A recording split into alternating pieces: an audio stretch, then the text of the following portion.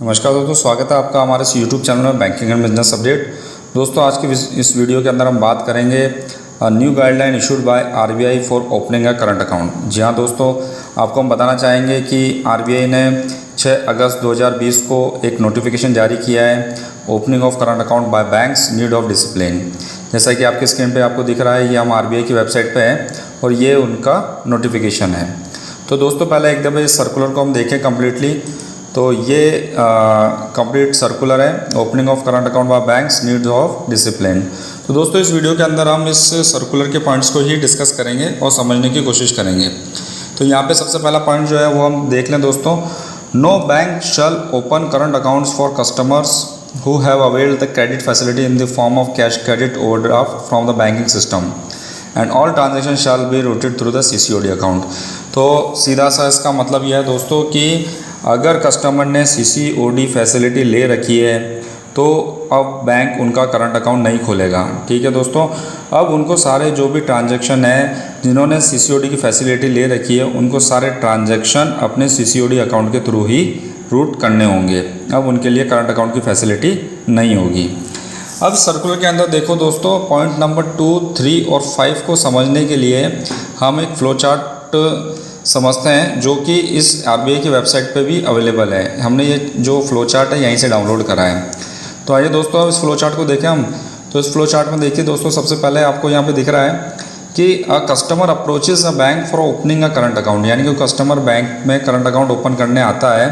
तो यहाँ पे हमारे पास दो सिचुएशन है, क्या कस्टमर के पास सीसीओडी फैसिलिटी है। तो जैसा कि हमने बात करी अभी, कोई भी बैंक उसका अकाउंट नहीं खोलेगा। नो बैंक कैन ओपन है करंट अकाउंट। ठीक है, अगर उसके पास सीसीओडी की फैसिलिटी नहीं है तो नीचे देखे दोस्तों, दूसरी कंडीशन है व्हाट इज़ द एग्रीगेट मतलब total, what is the aggregate amount of credit facilities availed by the borrower. अब इसका कहने का मतलब यह है कि सीसीओडी की तो फैसिलिटी नहीं है उसके पास, लेकिन उसने टोटल कितना लोन ले रखा है। ठीक है, लोन अलग अलग हो सकता है, होम लोन हो गया, व्हीकल लोन हो गया, पर्सनल लोन हो गया, एक्सेट्रा जो भी है। ये जो लोन है ये मिला के टोटल एग्रीगेट उसका क्रेडिट कितना हो रहा है।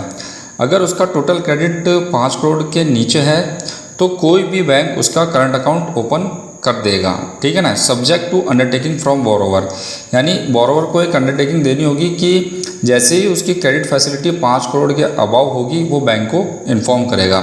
इस अंडरटेकिंग के साथ वो किसी भी बैंक के अंदर अपना करंट अकाउंट खोल सकता है अगर उसका टोटल एक्सपोजर 5 करोड़ के नीचे है। तो दूसरी सिचुएशन देखिए दोस्तों इसी फ्लो चार्ट के अंदर कि अगर टोटल एक्सपोजर 5 करोड़ से ज़्यादा है लेकिन 50 करोड़ से कम है तो उसके लिए क्या कंडीशन है।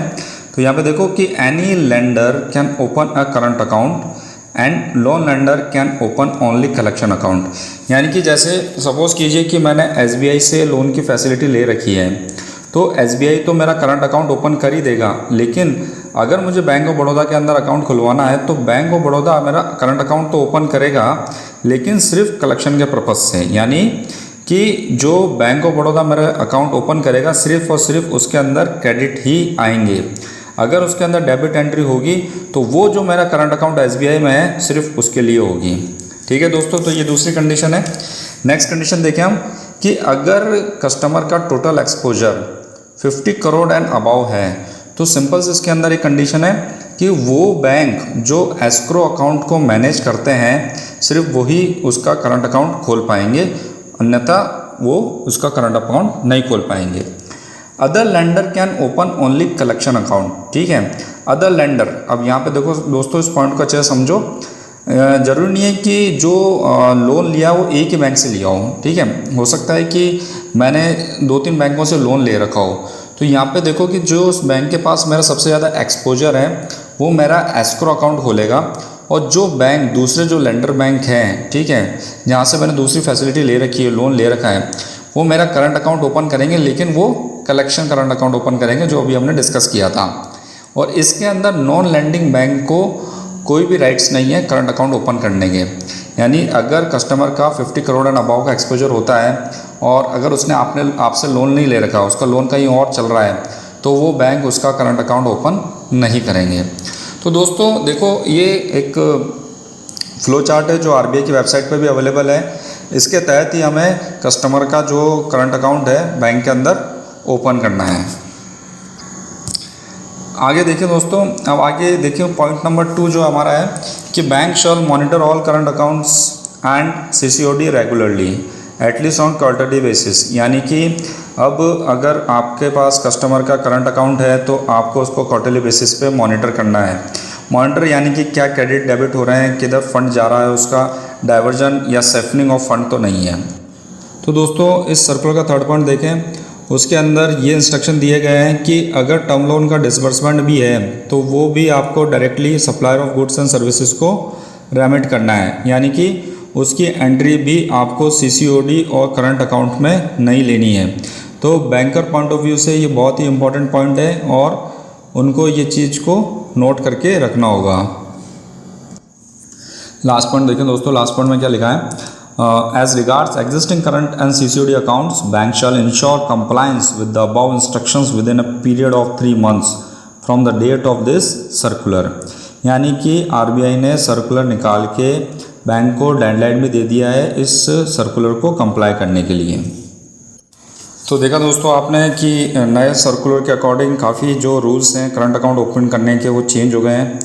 बिजनेसमैन के पॉइंट ऑफ व्यू से अब उनको ये सोचना पड़ेगा कि जहां उन्होंने अपनी सुविधा के लिए बहुत सारे बैंक्स के अंदर करंट अकाउंट खुलवा रखे थे अपने बिज़नेस को स्मूथ करने के लिए, अब वो करंट अकाउंट को उनको कंसोलिडेट करना पड़ेगा और उसके लिए दूसरा जो ऑल्टरनेटिव है उनको वो सोचना पड़ेगा।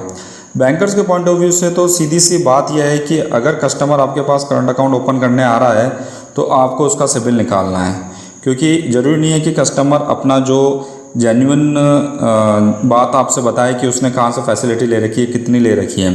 तो अपने इस सर्कुलर को कंप्लाई करने के लिए करंट अकाउंट ओपन करने से पहले बैंकर्स को अब सिबिल निकालना अनिवार्य होगा। तो दोस्तों इसी तरीके की जानकारी जानने के लिए आप हमारे इस YouTube चैनल को जरूर सब्सक्राइब कीजिए। हम इसी तरीके की लेटेस्ट न्यूज़ आपके लिए लेके आते हैं।